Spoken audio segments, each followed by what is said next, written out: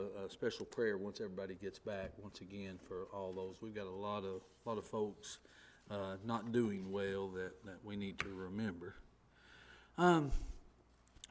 Tonight we're going to move on to, we've been talking about, of course, what causes people to drift or abandon their faith, and it came down to either trusting in ourselves or living by faith. And what does that actually mean to live by faith? If we're going to live up to God's calling, and His calling is be holy as I'm holy, then I think we need to take some decisive actions, if you will.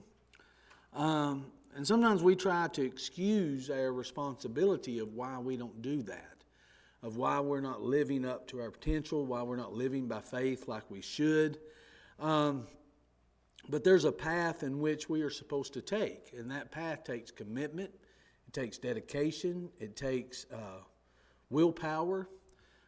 It takes a lot of things to be able to accomplish that. The Scriptures tell us we've got to take some action. In Romans chapter 8, beginning at verse 12, Paul says, "Therefore, brethren, we are debtors, not to the flesh, to live according to the flesh. For if you live according to the flesh, you will die. But if by the Spirit you put to death the deeds of the body, you will live." Now notice again what he says here. "Therefore, brethren, we're debtors, not to the flesh." We're debtors to live according, or not to live according to the flesh. For if you live according to the flesh, you'll die. But he says there's an alternative to this. But if we live by the Spirit, in other words, walking by faith, then we put to death the deeds of the body and we'll live. He also said in Colossians 3 and verse 5, "Therefore put to death your members which are on the earth, fornication, uncleanness, passion, evil desires, covetousness, which is idolatry." Now both of these passages tell us that we've got to put to death the deeds of the flesh. Now, to put these things to death does not mean that we're not tempted. We're always still going to be tempted. But one thing that we have the power to do, and I think a lot of times we don't exercise that power or we don't think about that power, is that that God's telling us that we need to kill the power and the strength of these works of the flesh that are in our lives. Now, we can't get rid of temptations, we can't get rid of what comes around, but we can kill the power that it has over us. We can kill its strength. And I think a lot of times we don't think of it in terms like that. We just think that, we just gave into it, or well, I just didn't have the ability to overcome that. Well, we do. We don't have the ability to stop the temptation, but we do have the ability to kill the power that it has over us. We're in a battle, and Satan is fighting each and every day, and we're supposed to be walking by faith. If we want to stay true to our faith, that's going to take commitment to do. And it's going to take some action on our part. It's going to take some decisions on our part of what we're supposed to do. So if we want to keep from abandoning our faith, if we want to walk by faith and do the things that we should do, then we've got to resolve in our minds that we're going to do it. That's a choice that we can make. And it is up to us. It's not up to anybody else. A lot of times we want to point the finger, or we don't want to take the blame, or we want to say it's somebody else's fault, or somebody caused me to do this, or this happened in my life, or that happened in my life. And there are a lot of things that happen in our life. The Christian life's not easy. Living in this world is not easy. Satan is battling as much as he can every single day to get us not to walk by faith. So it's not going to be easy. We're fighting him every step of the way. But what we've got to realize is we have within us, this is what God is giving us, that this strength that's through him to overcome the power that he has. He doesn't have the power over us. Now, he can tempt us, But we have the power to overcome that. So we have to kill that power that the works of the flesh have over us. And that's not going to be an easy thing to do. Now, I think tonight we're going to simply go through and consider how we can kill the strength of these sins that may have power over us. The Bible says that we all sin and fall short of the glory of God.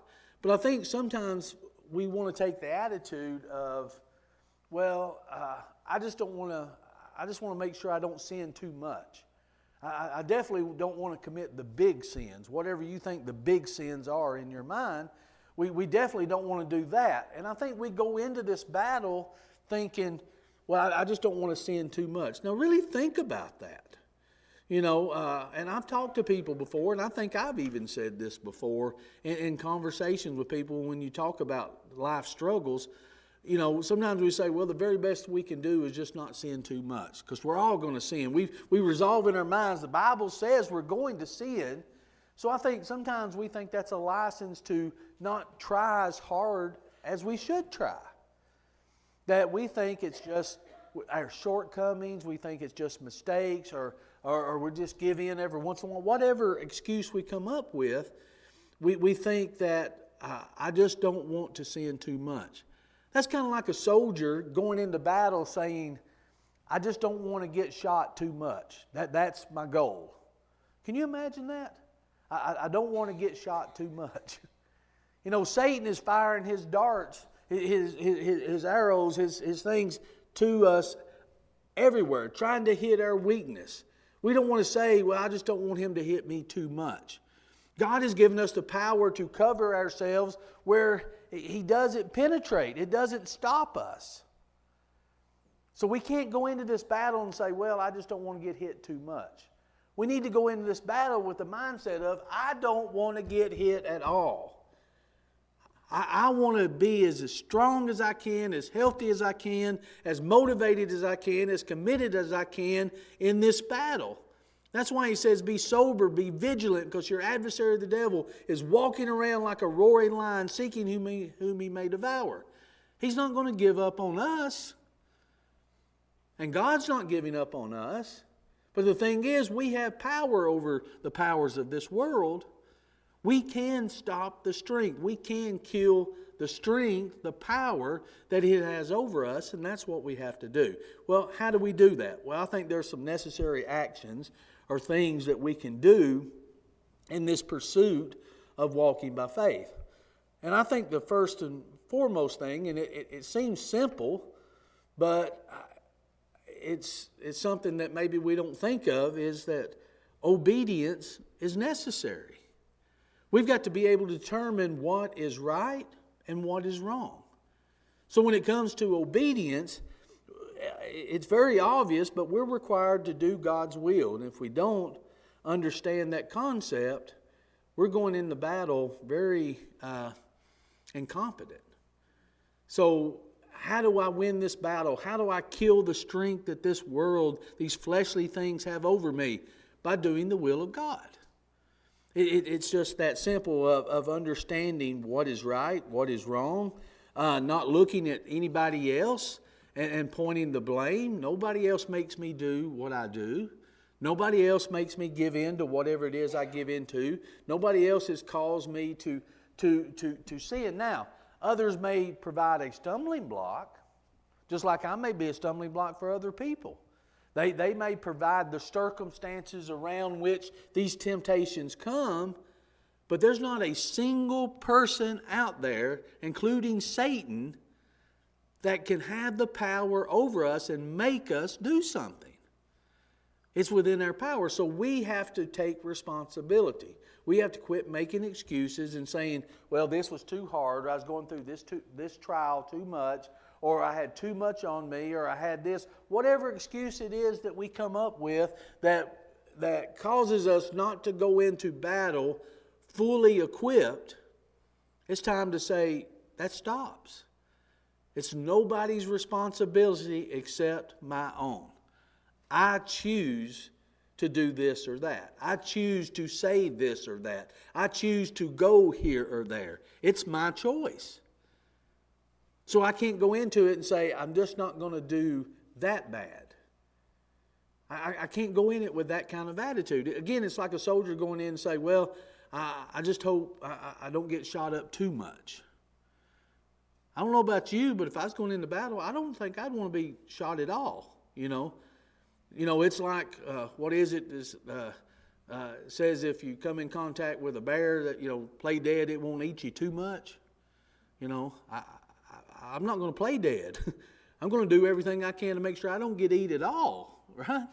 Well, that's what we have to do. We have to face it with that kind of attitude. And I think as Christians sometimes, we're afraid to be bold like that.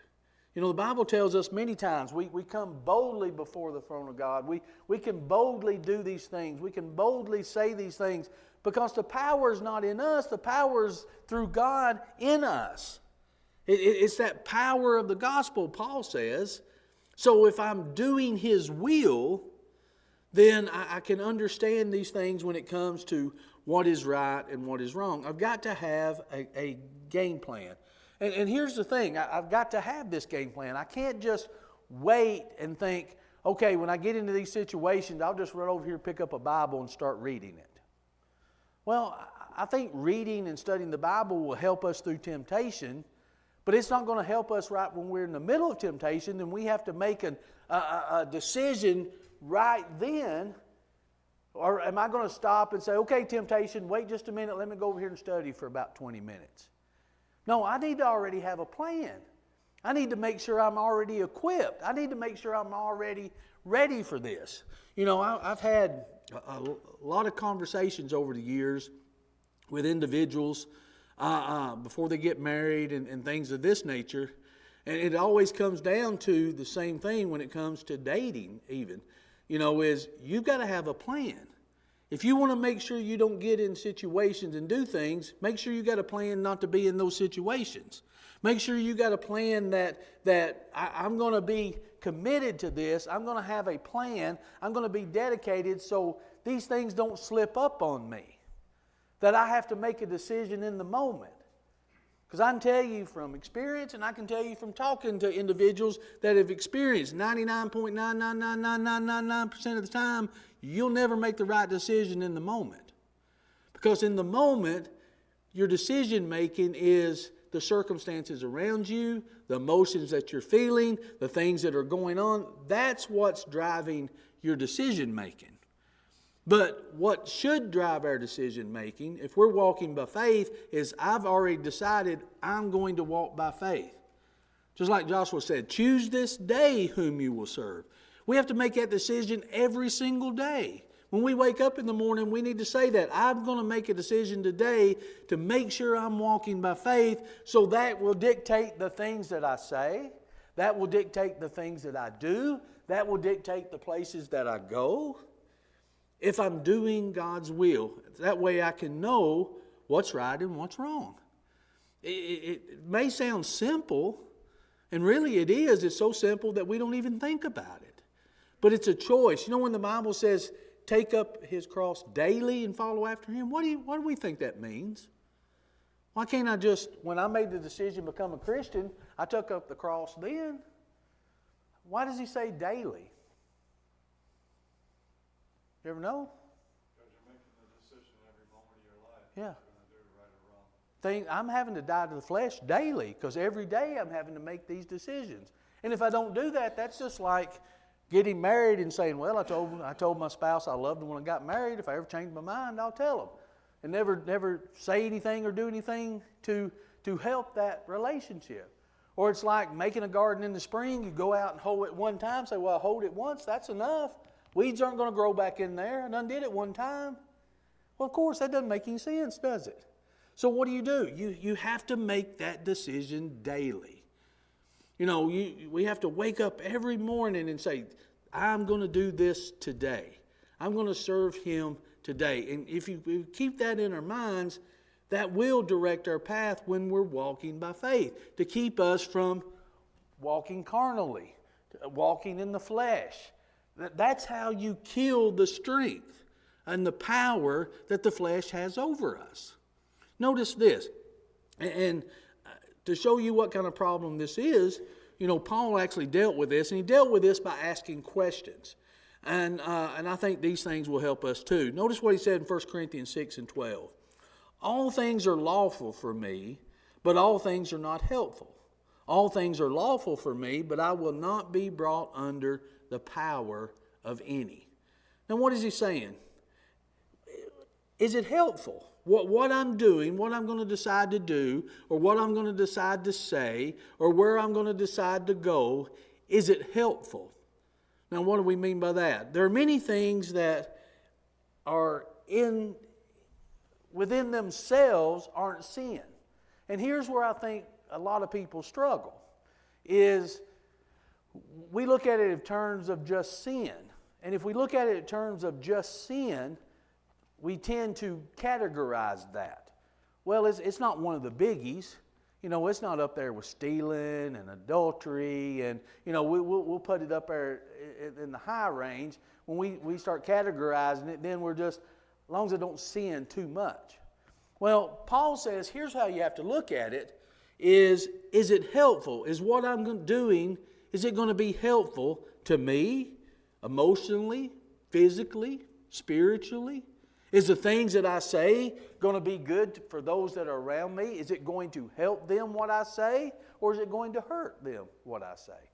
Now, what I say may not be a sin. What I'm doing may not be a sin. Where I'm going may not be a sin, but is it helpful? And here's what I mean by this. A lot of times we will say, well, I said this, and I know it hurt their feelings, or I know it did this or that, but what I said was the truth. Well, it may be the truth, but what you said to them, was it helpful to them? And it may be, you may have to be confronting someone with sin, but there's a helpful way in which to say it, isn't there? I could say something in a truthful way and still do a lot of damage. So is it helpful? So when we think about a lot of different things, we can think about, as Paul said, all things are lawful for me, but not all things are helpful. Well, it may be okay for me to do this. It may be neutral morally. But is it helpful? Or am I actually hurting in doing it? Is it drawing me closer to God or farther away from God? Is it helping somebody, or is it pushing them farther away? What I can do may not be. It's kind of like my wife tells me sometimes. She'll say, you did this, but you're still able to say, well, you can't prove I did it by this motive. And I'm like, what do you mean by that? And I start thinking about it. Yeah, I may have got a shot in there with somebody, but they can't really prove that's what I was doing. Or I may have said it in just this way to where if they caught on to it and confront it, they can't actually prove that's the way I said it. And I think sometimes that's how we do things, is we do things in a way that, well, I'm right here on the border. I didn't really say anything wrong, or I didn't really do anything wrong, but I think it accomplished what I was wanting to accomplish, and that may not have been a helpful thing. So a lot of times we get caught up in a play on words, if you will, of is it a sin or is it not a sin when we're trying to figure out what's right and what's wrong. I learned this lesson a lot with a teenage class. We went through several lessons on is something a sin. I had them, ask me, and we'll study it. If we can't find the answer, we'll find somebody who can. And a lot of things that they ask, I'm like, I don't know. And the more you really get in and study it, well, okay, it really comes down to not necessarily is it a sin or not a sin. It comes down to, is it helpful or is it not helpful? What's my reason for doing it? What's my motive for doing it?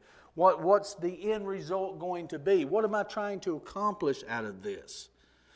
So if I'm determined, if I'm committed enough to say I'm going to walk by faith, and I'm going to do it with this vigor of, I'm not just going to say I don't want to sin a lot. I need to go into it with the attitude, I'm not going to sin at all. Even though I know the Bible says we all sin and fall short of the glory of God, I still try not to. My goal is to not sin, not just to sin a little bit. So when I start looking at terms like that, I have to actually break it down farther and ask myself, is it helpful what I'm doing? Is it drawing me closer? Is it something that's going to be good for me? Is it going to be beneficial to me? Or do I need to steer clear of it? There's some people that it may not be wrong, it may not be a sin for me to talk to and hang around with and be around. But is it good for me to? You know, is it going to lead to something good? Or are they going to draw me farther away from God? Because their intention is not to follow God.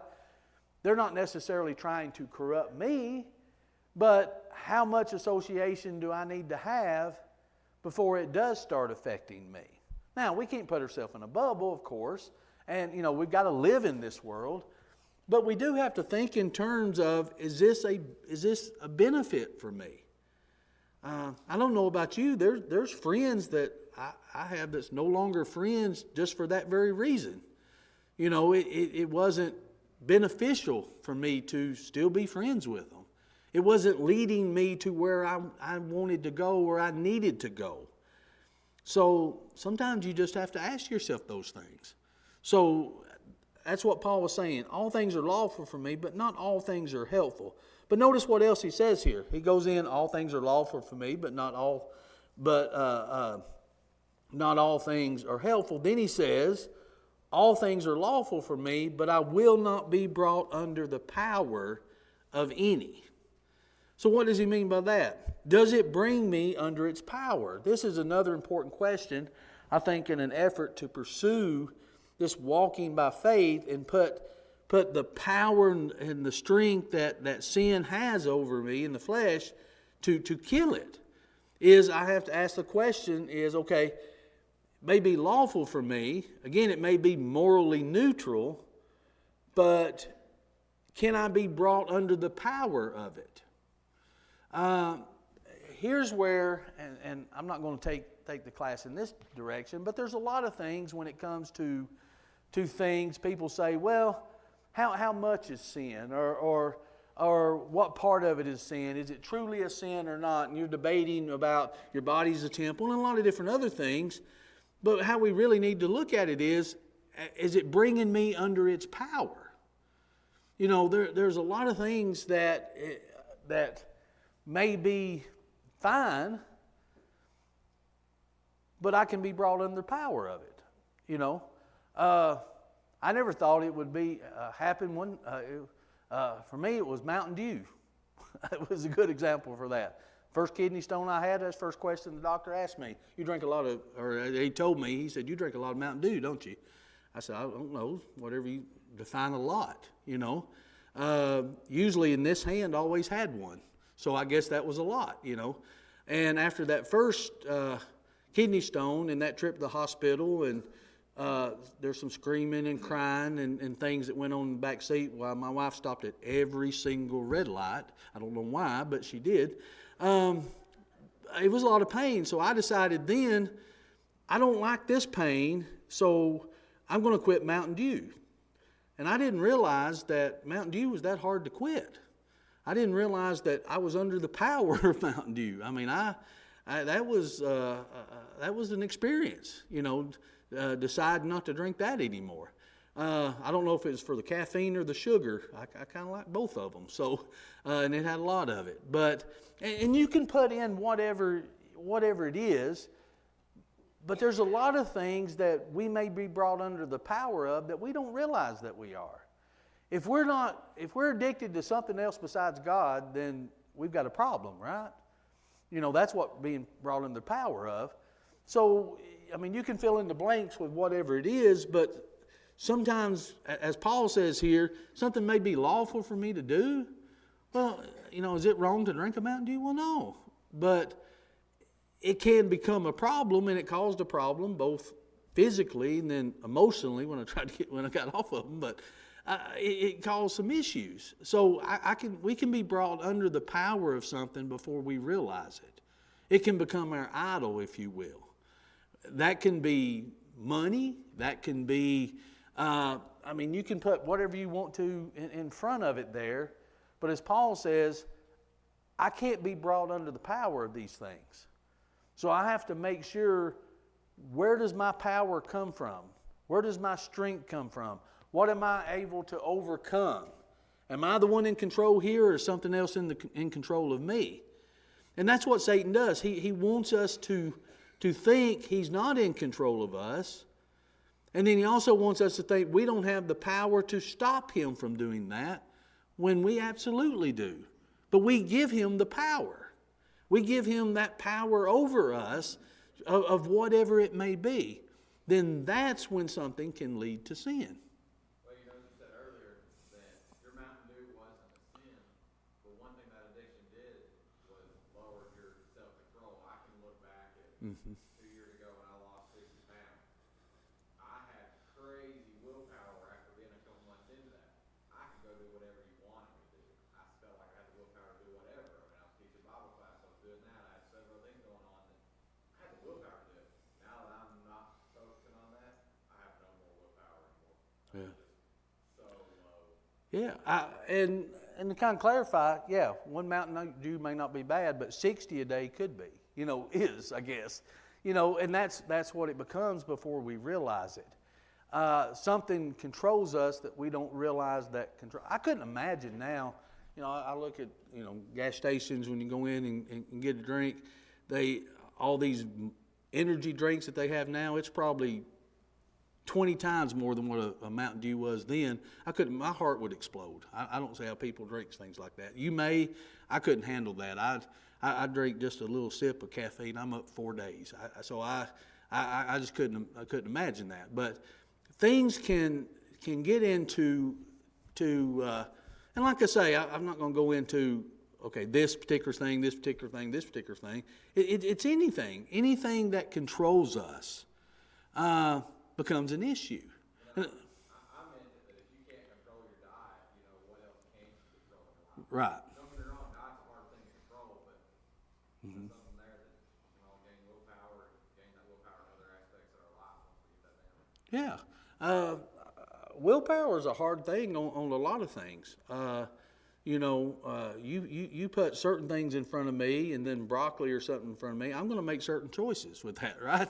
It's just this what it is, I've just resolved at my age, if I'm going to be in shape, I kind of like the shape I've got. I'm just going to keep it that. I've got a lot of money invested in it, so I want to be a good steward of what I've accumulated. So I don't want to be wasteful, so I'm going to keep it, I guess. What's that? It is. That's the way to look at it, right? I don't want to get shot too much, just a little. That's But I mean, all of us have something. I mean, all of us have something that it could be anything. But Paul says here, I'm not going to be brought under the power of any. And of course we don't have a lot of the questions Paul was getting asked, but he's answering. It sounds like they're saying, okay, can I do this but not do this? Can I do this but not do this? What about this? And I think that's what people try to do, isn't it? Well, I can do this, just don't do this part of it. Or I can do this, but just not this part. And Paul's saying, listen, there's a lot of things that are lawful. There's a lot of things that are morally neutral. But one is it helpful? And two is, are you being brought under the power of it? He said there's a different way to look at this. Don't just categorize it as sin, because we tend to say big sin, little sin, middle sin, some sin, a lot of sin, all this. Sin is, Paul says, look at it differently. How is it helping you on your walk of faith? Is it distracting you from it? Is it overpowering you where it's harder to walk it? There's a lot of things that we make our walk more difficult than it needs to be. And I think that's what Paul is saying here. Make it as easy as you possibly can, and how you do that is be committed to say, I'm going to run at it as a full bore. The very best that I can do, as hard as I can do it, so I'm not distracted. And some people get more distracted than others by different things. We all get distracted by different things. Try to stay focused so we don't sink in the process. Then notice he goes on. Look in 1 Corinthians 8 and 13. He says, therefore, if food makes my brother stumble, I will never again eat meat, lest I make my brother stumble. So I ask myself, is it helpful? I ask myself, am I being brought under the power of it? And then I need to ask, does it hurt other people? May be fine for me, may not be nothing wrong with it within itself, but if it's a stumbling block to someone else, then is that the right thing to do? Is that the right thing to say? You know, we may say, well, that's just how I talk. You know, my second language is sarcasm. I can speak 2 languages. You ever know that? Got English and sarcasm, and usually sarcasm is my first one, and English is my second one. Well, that's not for everybody. That could be hurtful. That could be harmful. So we have to make sure that we're asking ourselves, is what I'm doing, is it hurting someone else? You know, we're always worried about and blaming someone else for being a stumbling block to us. Am I the stumbling block? Am I the one, am I willing to give this up if it helps this person stay on the straight and narrow? If it helps this person in their walk of faith? You know, there's things that I firmly believe, and I believe the Bible tells that. There's things that we go through. There's suffering that we may go through. There's trials that we may go through so someone else can see us go through it and maybe be easier in their walk of faith how they see us handle it. So there's things that may not even be about me. It may be about somebody else. So in this walk of faith, am I looking at that other person? Do I consider these things before I speak? Will the words that we say be considered offensive or hurtful to those who are listening? Are the words that we're speaking hurtful about someone else who isn't present? Can we hide behind the mantle again? Am I just speaking the truth? That goes back to, well, what I said is truthful. What I said wasn't a sin. But again, is it hurting that person? You know, there's a way in which we can say it. You know, a soft word turns around a lot of things. So we've got to make sure that we're thinking not only of ourselves in this, is it hurting me, but is it hurting someone else? We have to look farther than ourselves. Look at 1 Corinthians 10 and 31. He says, therefore, whether you eat or drink or whatever you do, do all to the glory of God. This is another simple one. Is what I'm doing, does it bring glory and honor to God? The things that I'm saying, does it do that? The places that I'm going, this doesn't mean I have to be sitting on a pew 24 hours a day. I can bring glory to God how I do my job during the week. I can bring glory to God of how I talk to someone at the gas pumps or at the cash register. You know, I can bring glory and honor to God, so I have to ask myself, is that what it's doing? Am I glorifying God right now in this moment of what I'm doing, where I'm at, or what I'm saying? And that should be true for all of us, shouldn't it? If we're walking by faith, people see God through us. They see the gospel through us, how we're living it. They see Jesus in us. That, you know, we're growing smaller. He's growing bigger. We put on Him. It's no longer us. We're dying to ourselves. We're killing those fleshly things. We've got to kill it so we can walk by faith. That brings Him glory. That brings Him honor. But again, we have to ask ourselves, is that what we're doing? So how do I do this? Well, in Luke 14 and verse 33, Jesus said this, so likewise, whoever of you does not forsake all that he has cannot be my disciple. I think this is a serious commitment to walking by faith that the Lord's calling us to do. He said that we must sacrifice everything to be His disciple. So what we're actually sacrificing is our will. It's no longer our will. It's no longer what I want to do. It's no longer what I want to say. It's no longer where I want to go. My Christian walk, I follow it where it leads. I don't need to expect it to follow me where I'm going. I follow it. And it's a straight path. It's a hard path. It's a narrow path. It's a difficult path. But it leads to life everlasting. That's what we're striving for, isn't it? That's what walking by faith means. Is I'm walking by faith. I'm walking to something. I'm going somewhere. Where am I going? I've got to choose myself. This is where I want to end up. And to do that, I've got to have a plan. I just can't haphazardly just walk through this life. We just can't do it. Because what will happen is we'll be tossed to and fro, as James says, all over, because we're double-minded. Because what happens is we're going to be brought under the power of something when we do that. And we don't want to be brought under the power of anything other than God's will. That's the very first thing. I've got to do His will. I've got to follow His word. And I think that's what walking by faith is all about. In Proverbs 27:20, it says, hell and destruction are never full, so the eyes of man are never satisfied.